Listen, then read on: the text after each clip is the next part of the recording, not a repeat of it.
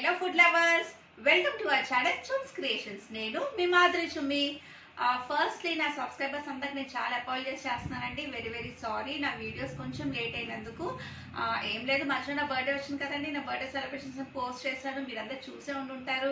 అలాగే కొన్ని technical issues వల్ల నేను వీడియోస్ పోస్ట్ చేయడం కొంచెం లేట్ అయింది.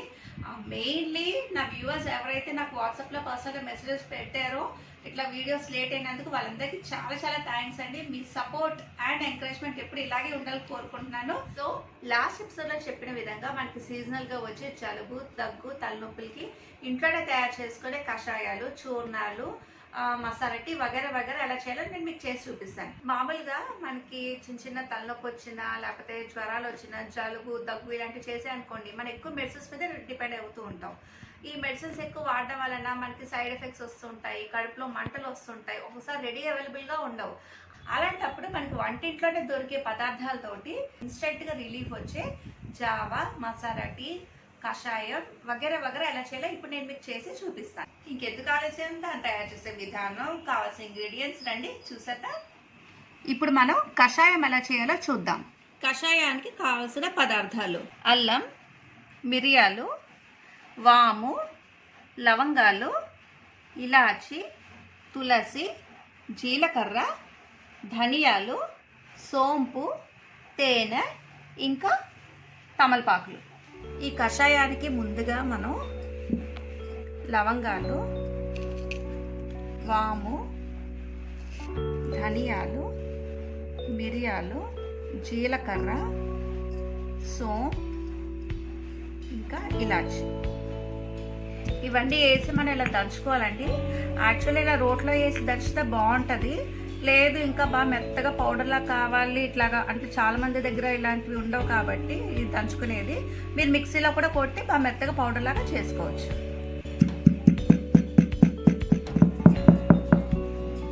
ఇదిగోండి, ఇలాగా మెత్తగా పౌడర్లాగా చేసుకోవాలి.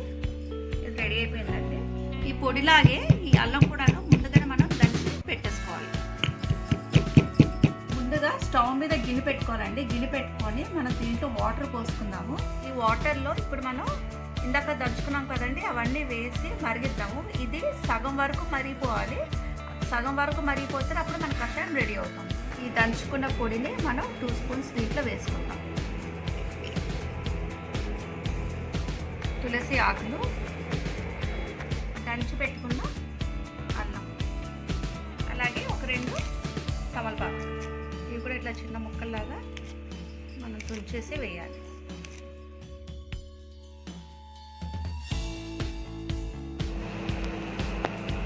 ఇదిగోండి, ఇది ఇట్లా మరుగుతుంది. ఇది సగం అయిపోవాలండి. సగం అయ్యేదాకా దీన్ని ఇలాగ మనం మరిగించుకుందాం.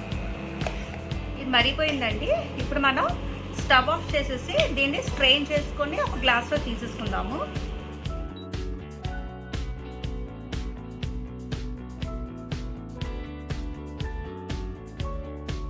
దీంట్లో కొంచెం తేనె కలుపుకొని, ఇది కనుక మనం రోజుకి 2 టైమ్స్, మార్నింగ్ ఒకసారి, ఈవినింగ్ ఒకసారి 3 రోజుల పాటు కంటిన్యూస్గా తాగామనుకోండి, మనకి జలుబు, దగ్గు నుంచి వెంటనే రిలీఫ్ వస్తుంది.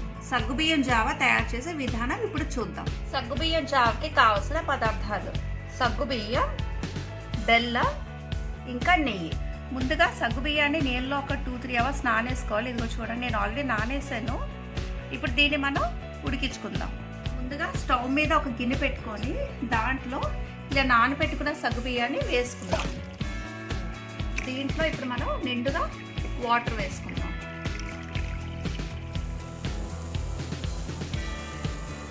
ఇది మధ్య మధ్యలో కలుపుతూ ఉండాలండి, లేకపోతే సగ్గుబియ్యం మనకి అడుగు అంటుకోతుంది. అందుకే మధ్య మధ్యలో కొద్దిగా కలుపుతూ ఉండాలి. ఇది రెడీ అయిపోయిందండి. ఇప్పుడు మనం స్టవ్ ఆఫ్ చేసుకుందాం.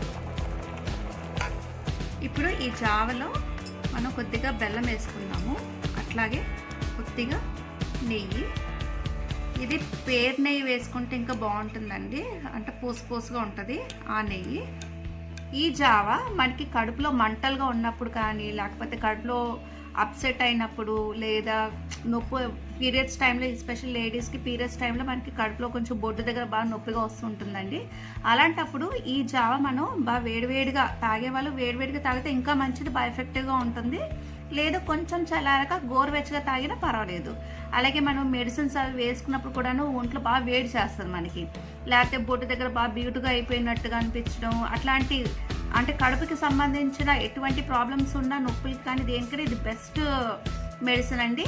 అట్లాగే ఇది మంచి ఇన్స్టెంట్ ఎనర్జీ కూడాను. బాగా నీరసంగా ఉన్నా అట్లా అనిపించినప్పుడు మనకు ఈ జావ తాగితే ఇంకా చాలా మంచిది.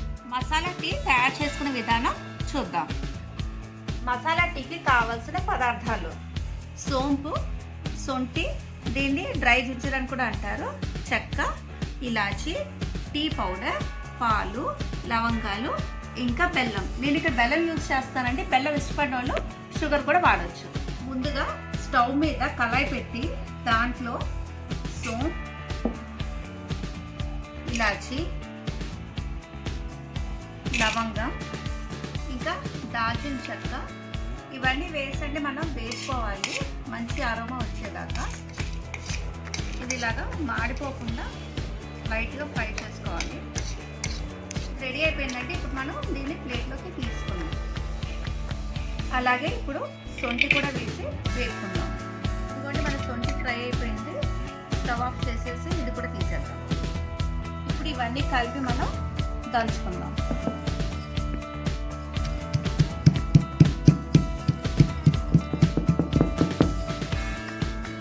రెడీ అయిపోయిందండి.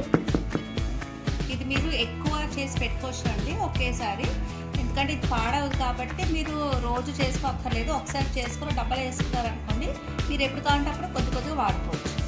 ఇప్పుడు మనం స్టవ్ మీద ఒక గిన్నె పెట్టుకొని దాంట్లో వాటర్ వేసుకుందాము. వాటర్ వేసుకున్నాక ఇందులో 2 స్పూన్స్ టీ పౌడర్, అలాగే 1 స్పూన్ మనం ఇప్పుడు దంచుకున్నాం కదండి ఆ మసాలా పౌడర్, ఇవన్నీ వేసి ఇప్పుడు మనం మరిగించుకుందాం. ఇది మామూలుగా మనం టీ ఎలా మరిగించుకుంటామో అలా మరిగించుకోవాలండి. ఇది దీని అరోమా అది మనకి చాలా బాగుందండి. నాకు ఇప్పుడే తాగాలనిపిస్తుంది. ఇది ఇంకా రెడీ అవ్వకుండానే. ఇదిగోండి ఇది మరిగిపోయింది. ఇప్పుడు దీంట్లో మనం పాలు వేసుకుందాము.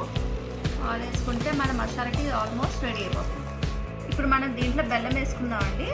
బెల్లం నచ్చిన వాళ్ళు షుగర్ కూడా వేసుకోవచ్చు, కానీ షుగర్ కంటే మనం బెల్లం వేసుకుంటేనే హెల్త్ వైజ్ మంచిది కదండి, అందుకే నేను బెల్లం వేస్తున్నాను. ఇదిగోండి మన మసాలా టీ రెడీ అయిపోయింది. బా సూపర్గా ఉందండి దీని అరోమా. ఇప్పుడు దీన్ని మనం స్టవ్ ఆఫ్ చేసుకొని మనం గ్లాస్లోకి స్ట్రెయిన్ చేసుకుందాం.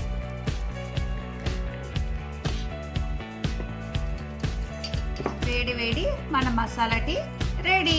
ఈ మసాలా టీ మనకి హెడేక్స్ ఉన్నప్పుడు, అంటే మనకి మైగ్రేన్ అంతా వస్తుంది కదండి, మైగ్రేన్ కానీ లేకపోతే సివియర్ హెడేక్స్ కానీ, ఒకసారి మనకి వర్క్ వల్ల స్ట్రెస్ అవుతూ ఉంటాం బాగా, వర్క్ స్ట్రెస్ వలన అయినప్పుడు అప్పుడు కూడా ఇది తాగితే మంచి రిలీఫ్ వస్తుంది. మిరియాల పాలు తయారు చేసే విధానం చూద్దాం.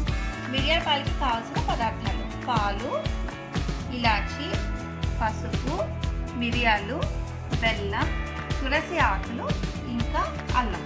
మిరియాల పాలకి ముందుగా స్టవ్ మీద పాలు పెట్టి దాంట్లో కొద్దిగా పసుపు, తులసి ఆకులు శుభ్రంగా కడిగి పెట్టుకున్న తులసి ఆకులు అండి, అట్లాగే ఇలాచి, ముందుగా దంచి పెట్టుకున్న అల్లం, కొద్దిగా మిరియాల పౌడర్. మీరు మిరియాలు కూడా వేసుకోవచ్చు, లేదు ఇట్లా కచ్చాపిచ్చగా ఇలాగా పొడి చేసుకున్న మిరియాలు అయితే ఆ ఘాట్ అది ఇంకా బాగా ఉంటుంది. ఇదంతా వేసిన తర్వాత కొంచెం బాగా మరిగిన తర్వాత అప్పుడు మనం బెల్లం వేసుకోవాలి లాస్ట్లో. పాలు వేడికిపోయాయండి. ఇప్పుడు దీంట్లో మనం బెల్లం వేసుకుందాము. బెల్లం వేసుకొని ఇంకొంచెం మరగ పెట్టుకుందాం. ఈ పాలు పొంగిపోకుండా మధ్యలో ఇలా కలుపుతూ ఉండాలండి. అలాగే మనం దీంట్లో పసుపు, తులసి ఆకులు, ఇలాచి, అల్లం, మిరియాల పొడి, ఇంకా బెల్లం ఇవన్నీ వేసి పాలు దగ్గరగా మరిగించుకోవడం వలన వాటి మెడిసినల్ వాల్యూస్ యాడ్ అయ్యి మనకి థ్రోట్ ఇన్ఫెక్షన్ లేదా థ్రోట్ పెయిన్ ఇవన్నీ వచ్చినప్పుడు ఈ మిల్క్ తాగడం వలన మంచి రిలీఫ్ వస్తుంది. ఇందులో ముఖ్యంగా మనం పసుపు, బెల్లం వాడుతున్నాం కదండి, ఇవి మంచి ఇమ్యూనిటీ బూస్టర్స్ కింద పనిచేస్తాయి. ఇవ్వండి పాలు మరిగిపోయి మన ఇమ్యూనిటీ బూస్టర్ రెడీ అయిపోయింది. ఇప్పుడు మనం స్టవ్ ఆఫ్ చేసుకొని దీన్ని స్ట్రెయిన్ చేసుకుందాం.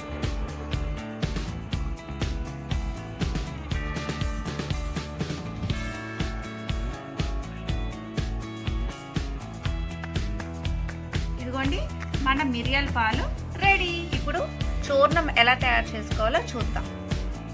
చూర్ణానికి కావలసిన పదార్థాలు: మిరియాలు, సోంపు, నల్ల జీలకర్ర, సొంఠి లేదా డ్రై జింజర్, తమలపాకులు, ఇంకా తేనె. ముందుగా మిరియాలు, సొంఠి, అలాగే నల్ల జీలకర్ర ఈ మూడు కలిపి మెత్తగా పౌడర్లో చేసుకోవాలండి. ఒకవేళ మీకు ఇది దంచుకునేది ఇది లేకపోతే మీరు మిక్సీ కూడా చేసుకోవచ్చు. ఇదిగోండి ఈ పౌడర్ రెడీ అయిపోయింది మెత్తగా. మెత్తగా రెడీ అయిపోయింది.